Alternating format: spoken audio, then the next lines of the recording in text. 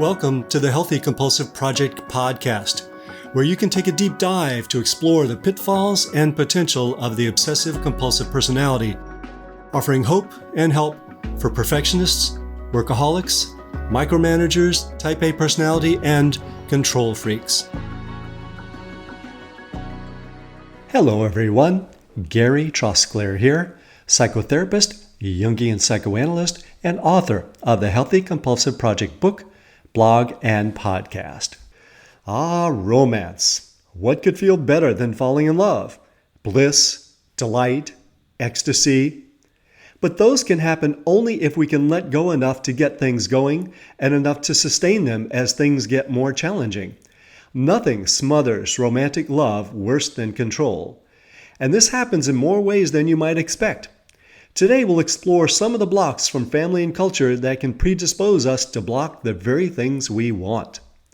This is episode 74 of the Healthy Compulsive Project podcast, 4 ways that control smothers the flames of romantic love. Why is romantic love so difficult? Most people want a good relationship, so what gives? There's a reason the French call orgasm la petite mort, the little death. It's a temporary death to the restraining ego. Orgasm requires letting go, and if you need to control, you can't go there. Let's think symbolically about this. It's not just about the big O. It's about allowing yourself to love so deeply that you transcend your individual self and connect with the other person, igniting passion and warmth. Together, the two of you are combustible. Letting go to come together allows a fire to catch. But if you fear certain feelings that you would experience if you let go of control, that control will smother the sparks that lead to romance and sustain it. You can't force romantic love. You can only surrender to it. While people who are usually controlling might allow themselves safe feelings, such as anger or righteous indignation, in love they encounter far more dangerous feelings such as vulnerability, uncertainty, dependence, fascination, and, of course, lust. Call the fire department immediately. None of us enter relationships with a slate clean of expectations. We've all had relationships before, whether with our parents, previous lovers, or even imaginary partners who made it look like love would be either abysmal or mind-blowing. And as Romeo and Juliet can tell you, our families and our communities follow us into relationships, often creating trouble. With or without us realizing it, these previous experiences often lead us to bring a need for control into relationships. That can be helpful in certain ways, especially in regard to controlling ourselves. Self-control can be helpful to restrain ourselves from certain extramarital activities, which we won't go into here, from lashing out about minor infractions our partner has committed, and from eating all that delicious banana bread before our partner gets to have their fair share. These are healthy examples of self-control. But self-restraint and the need to restrain others can also smother the passion and warmth that you had hoped romance would offer. Romance, a culturally loaded idea. In addition to the personal experiences we bring into relationships, the concept of romance itself comes loaded with baggage about what happens in love. We've all learned about romantic love from mythology, literature, film, and television, and we bring these cultural assumptions into our relationships as much as we bring our families, for better or worse. For instance, the word romance originally referred to stories of knights rescuing ladies from physical distress and ladies rescuing knights from emotional distress, so it comes prepackaged with prospects of relief and burdened with potentially unhealthy expectations. Rescue fantasies bring the need for control with them. How we manage our need to control can determine whether we create the relationships we long for. If we can bring awareness to our assumptions, we're more likely to enjoy the fire.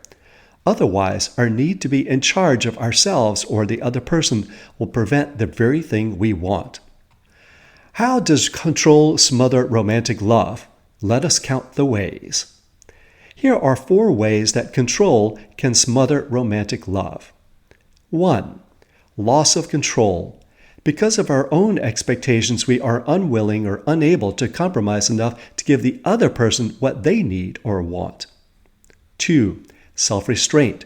Imagining we can and need to control ourselves, we don't present authentically. 3. Sculpting fantasies. We imagine that we know better than our partner and that we can teach them how they need to behave to make it a good relationship. We imagine that we can shape them into who we want them to be, and we end up disappointed. 4. Vicarious gratification. We unconsciously fall in love with the other person because they're good at losing control, and we live vicariously through them. These conflicts are universal and are described in many incarnations in classic stories, both shaping our expectations and giving us guidance. Literature, film, and mythology provide us with both inspiring and cautionary tales that show us how to, and how not to, start and sustain the fire of romantic love. With attention to these, we can avoid some heartache.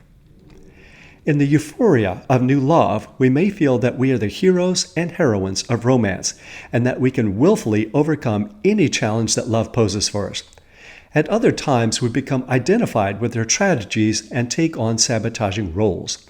In either case, romantic love has a better chance of igniting and staying lit if we know what we're in for and learn from the stories that have been handed down.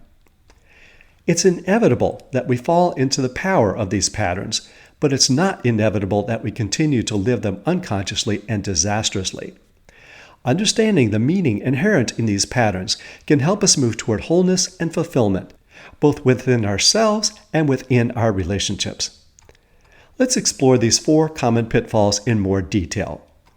1. We don't compromise or let ourselves take emotional risks. Let's start with the most obvious problem that control causes in relationships, not letting go of what you feel you need. Entering into a relationship almost always means that you'll need to compromise, which of course is a well-mannered way of saying you'll need to quit being so dang controlling.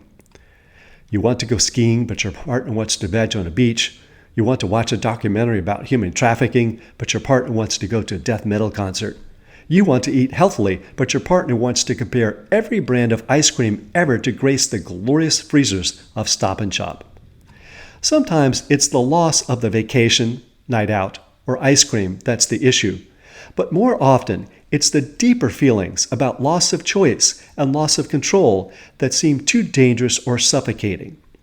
If, for example, your parents are very controlling, it may feel like a boundary violation to let go of what you feel you need and give your partner what they want or need. Romantic love also loses control to the other person in a deeper way. When we allow someone else to become profoundly important to us, we can no longer control everything in our life because they can change, leave, or even die. If you have had major losses, this might be particularly difficult for you. It's not possible to have the bliss of romance without the risk of loss. Even Hades, god of the underworld, had to relinquish control and allow his bride Persephone to spend half her time in the above world, visiting her mother Demeter. 2. We over-control ourselves. We may love the other person so much that we pledge to ourselves we will do everything in our power to please them.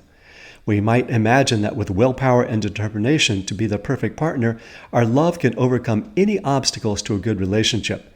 This is usually unsustainable for at least 4 very different reasons. 1. We eventually start to feel resentful about what we had been giving freely earlier in the relationship. All those years we froze our tuchuses off on ski slopes when we could have been relaxing and rejuvenating on a beach. 2. This self-control can also prevent your partner from really knowing the real you. Would they still love you if they actually knew you? Better hide. 3. You might imagine that if you're good enough, you can sustain an unsustainable relationship with a partner with problems such as addiction, infidelity, and differences that are severely different from you. That's too much responsibility. It takes 2 to light this kind of fire. And 4, you withhold affection. No oxygen, no fire. The other side of this is controlling ourselves so much that we can't allow ourselves to fall into love. Note that word falling. It's the opposite of control. Think of the struggles of Dr. Spock in Star Trek, Don Draper in Mad Men, and Sheldon Cooper in Big Bang Theory. They had a hard time falling. 3. We try to control and shape the other person.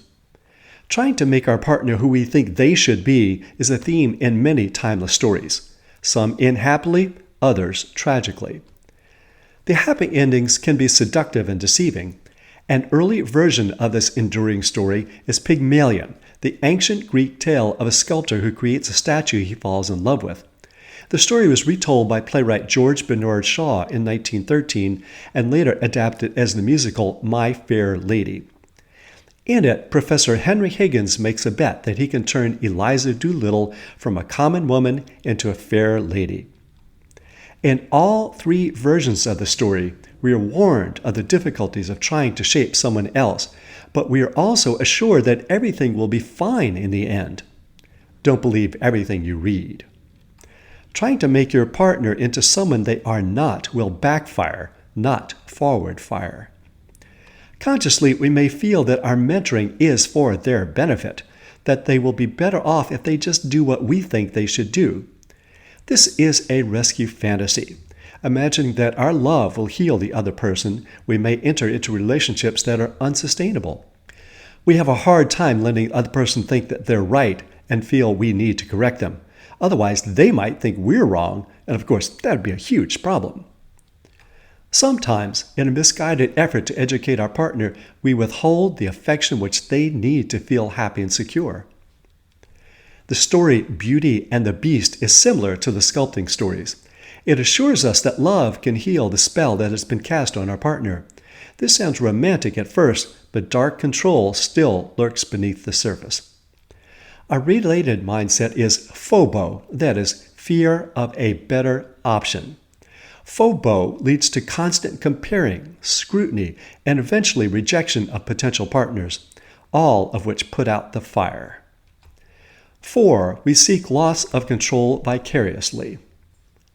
Here's a quote by Joni Mitchell from her song, A Case of You. I'm frightened by the devil, but I'm drawn to those ones that ain't. Literature and mythology are filled with examples of stern characters, stereotypically males, who fall in love with women who are more spontaneous, fun-loving, and emotional, hoping that they can enjoy these emotions through them without having to give up their righteousness, rigidity, or risk aversion. These examples, like the sculpture partner cases, can either encourage us to follow suit or warn us against it.